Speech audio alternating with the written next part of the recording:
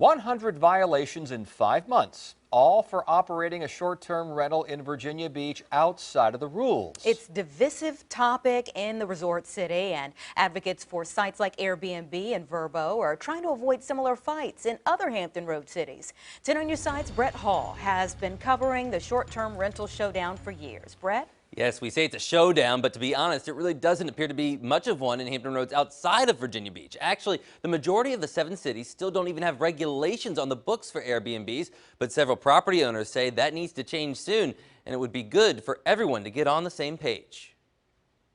It was just in October. Dana Robbins bought this more than 100-year-old duplex in Newport News' Hilton Village for one reason only: to rent it out on Airbnb. It's just neat to be able to offer a space to people that is a little more warm and welcoming than a hotel room. It's certainly not the first place you might think of vacationing, but then you remember that Newport News Shipyard is down the street. Right in the middle between Williamsburg, Busch Gardens, Colonial Williamsburg, and then Virginia Beach. Let's just say she now has 2 other properties rented out through the home sharing site. The demand is there, but so far in Newport News, regulations for Dana are not. Airbnbs are not allowed.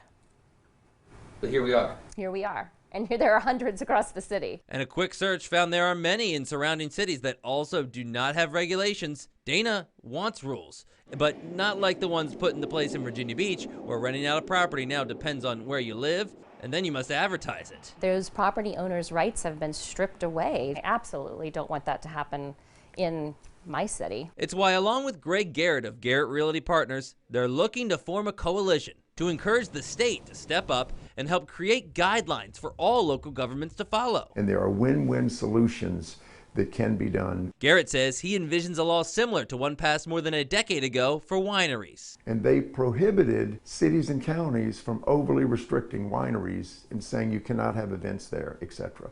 The same philosophy needs to apply now to short-term rentals. State Senator Bill DeSteff is sponsoring a bill saying nearly that in Richmond. If it makes it through the General Assembly, it would essentially gut many of the rules adopted over the last 6 years in Virginia Beach. Are you finding that there are people that are making this work, these regulations, these rules? Yes. Bobby Tahan is Virginia Beach's planning director. He says out of the roughly 100 violations issued since last June, We do get a lot of phone calls with people once we do send the violations. How can I comply? What do I need to do? and he says about 50% have come into compliance. Like this property off 25th Street at the oceanfront. Others they have had to take to court.